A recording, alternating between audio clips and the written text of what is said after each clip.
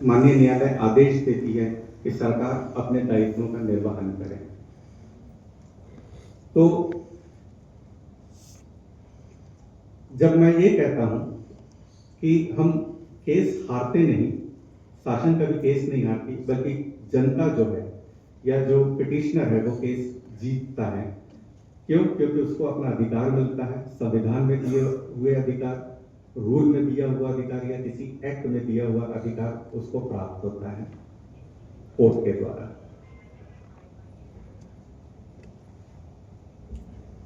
दूसरा विषय है पारदर्शिता। पारदर्शिता को हम किस तरीके से डिफाइन करेंगे? जैसे कि एक साधारण नागरिक हमारे पास आता है तो वो केवल अपना मुकदमा लेकर नहीं आता, वो अपना विश्वास, अपनी उम्मीद और कभी अपने जीवन भर की बचत लेकर हमारे पास आता है। पारदर्शिता का अर्थ है उसे सच बताना, उसके मामले की वास्तविक स्थिति, उसकी जीत की सच्ची संभावना, और यदि कोई समझौता उसके हित में हो तो वह भी। यह कठिन होता है लेकिन यही ईमानदारी है। पारदर्शिता, आप सभी एडवोकेट हैं, आप सभी जानते हैं जब कोई क्लाइंट हमारे पास आता है, कोई केस लेकर आता है, तो एक अधिवक्ता पहले से जानता है कि इस केस में उसको फाइनल रिलीफ क्या मिलेगा। मेरा ये मानना है कि हर अधिवक्ता ये जानता है कि हम फाइनल रिलीफ उसको क्या दिला सकते हैं।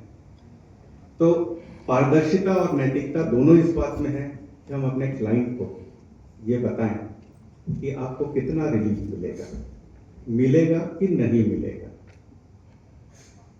और इस तरीके से ये हमारी नैतिकता भी होती है और हमारे कार्य की पारदर्शिता भी होती है। हम उसको हमारी नैतिकता बनती है कि हम उसे गलत डायरेक्शन न दें या गलत सलाह न दें। अरे ठीक है, आप तो केस फाइल करो, हम रिलीफ दिला देंगे, जबकि हम अंदर से आउट ऑफ आवर एक्सपीरियंस, हमारी वरिष्ठता से हम जानते हैं कि हम उसको कोई रिलीफ नहीं दिला सकते। तो पारदर्शिता भी हमारे प्रोफेशनल एथिक्स में उतना ही आवश्यक है जितनी की नैतिकता। इस प्रांत परिषद का जो उद्देश्य है, समाज के प्रत्येक व्यक्ति तक सस्ता, सुलभ और त्वरित न्याय पहुंचाना, वह तभी पूरा होगा जब अपने मुवक्किल के साथ पारदर्शी रहे। आज के विचार में जो तीसरा विषय था वो था अधिवक्ता की जिम्मेदारी। और जब हम अधिवक्ता हैं तो हम सिर्फ व्यवसाय नहीं करते, हमारी जिम्मेदारी समाज के प्रति भी होती है, हमारी जिम्मेदारी राष्ट्र के प्रति भी होती है। आप मुझसे पूछेंगे कि ये तो एक व्यवसाय है और समाज के प्रति हमारी क्या जिम्मेदारी हो सकती है, या हम कितनी जिम्मेदारी निभा सकते हैं। हम अधिवक्ता हैं, हमने संविधान पढ़ा है, हमें नियम कानून मालूम है,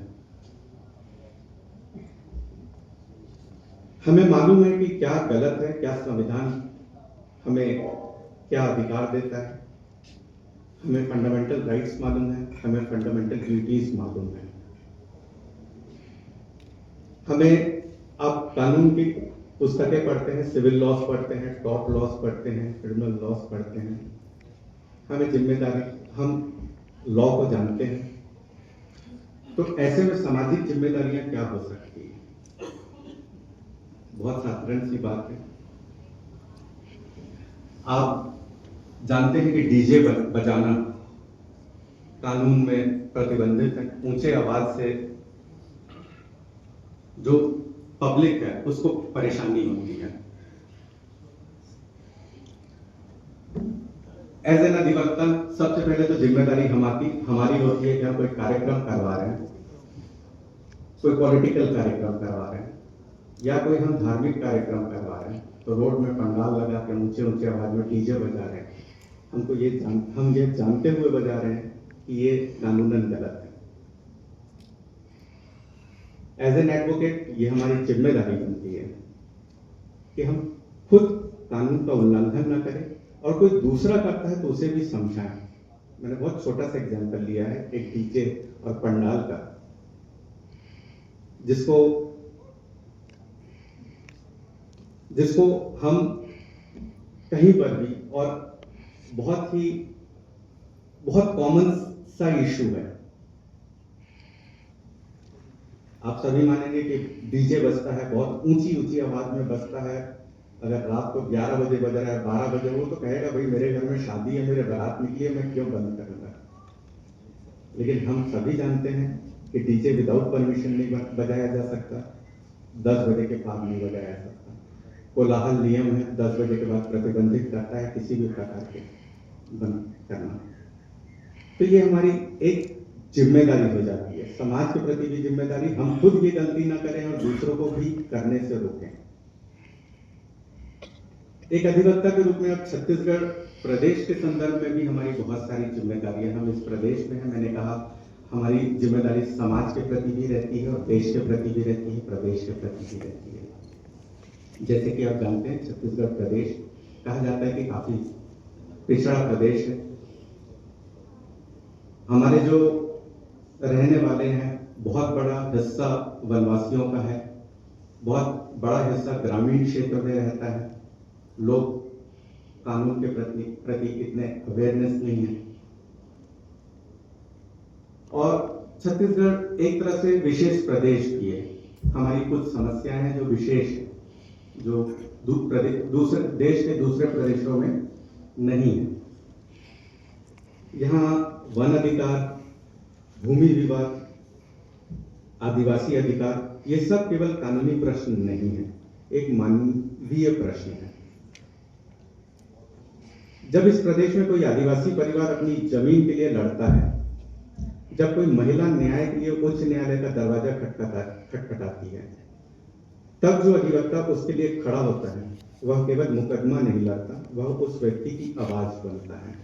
यह आवाज नैतिक होनी चाहिए, यह आवाज पारदर्शी होनी चाहिए, और इस आवाज की जिम्मेदारी हम सभी पर है, चाहे वह जिला न्यायालय में हो, चाहे उच्च न्यायालय में हो। आज की यह बैठक केवल संगठन के विस्तार की बैठक न रहे, यह एक संकल्प की बैठक बने।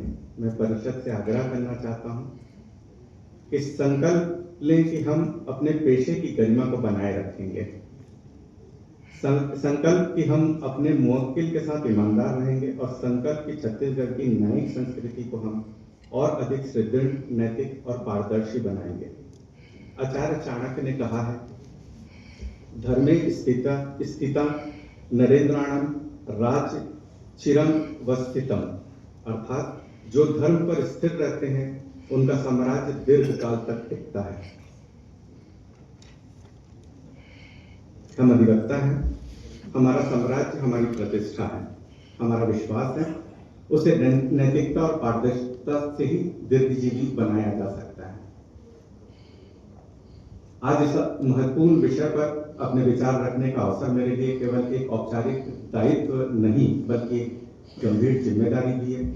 न्यायिक प्रणाली किसी भी लोकतांत्रिक व्यवस्था की आत्मा होती है, और उस आत्मा को जीवंत बनाए रखने का कार्य हम सभी विशेषकर अधिवक्ताओं के कंधों पर है।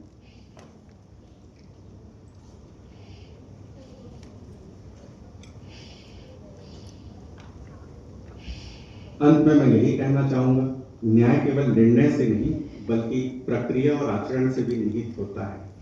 यदि हम नैतिकता को अपने आचरण में, पारदर्शिता को अपनी प्रक्रिया में, और जिम्मेदारी को अपने उद्देश्य में समाहित कर लें, तो हमारी न्यायिक प्रणाली और अधिक सुदृढ़, विश्वसनीय और प्रभावी बन सकती है।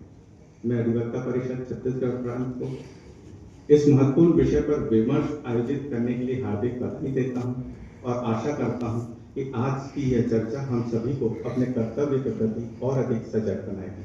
आप सभी को बहुत बहुत धन्यवाद। जय हिंद, जय भारत, वंदे मातरम।